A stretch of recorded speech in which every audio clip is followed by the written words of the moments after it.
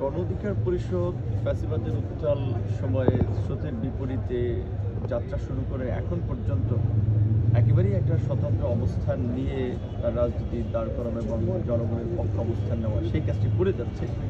আমরা দীর্ঘদিন ধরেই এই প্রথাগত এবং ইস্টাবলিশমেন্টের বাইরে একটা বিকল্প রাজনীতির কথা বলে আসছিলাম এবং যখন শেখ হাসিনা ক্ষমতায় ছিল আমাদের সকলের আসলে লক্ষ্য উদ্দেশ্য ছিল যে শেখ হাসিনার ফ্যাসিবাদের অবসান এবং সেই লক্ষ্যে আমরা বেশ কয়েকটি রাজনৈতিক দল এক দফার দাবিতে সরকার ও শাসন ব্যবস্থা পরিবর্তনের এক দফা দাবিতে একটা যুগপৎ আন্দোলন করি এবং সেই সময় আমাদের একটা ঘোষণা ছিল যে আমরা সফল হলে এই যুগপৎ আন্দোলনকারী দলসমূহ আমরা একটা সরকার গঠন করব।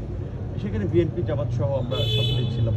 এখন গণ অভ্যুত্থান পরবর্তী সময়ে আওয়ামী লীগ তো শুধু পতন হয় নাই, তারা একেবারে বলা চলে বিলীন হয়ে গিয়েছে।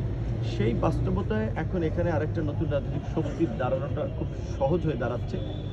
সেই জন্য আমরা নিজেদেরকে সেভাবে প্রস্তুত করছি এবং জাতীয় সংসদ নির্বাচনের জন্য ৩০০ আসনে প্রার্থী বাছাই কার্যক্রমের মাধ্যমে আমরা যেন একটা সাংগঠনিক ভিত্তি দাঁড় করাতে পারি সেই কাজগুলো আমরা করছি। একই সাথে দেশের বৃহত্তর স্বার্থ বিবেচনায় আগামীতে একটা স্থিতিশীল সরকার এবং একটা স্থিতিশীল পরিবেশ যেন দেশের মধ্যে থাকে এবং দেশ যেন একটা উন্নয়ন অগ্রগতির দিকে এগিয়ে যায়।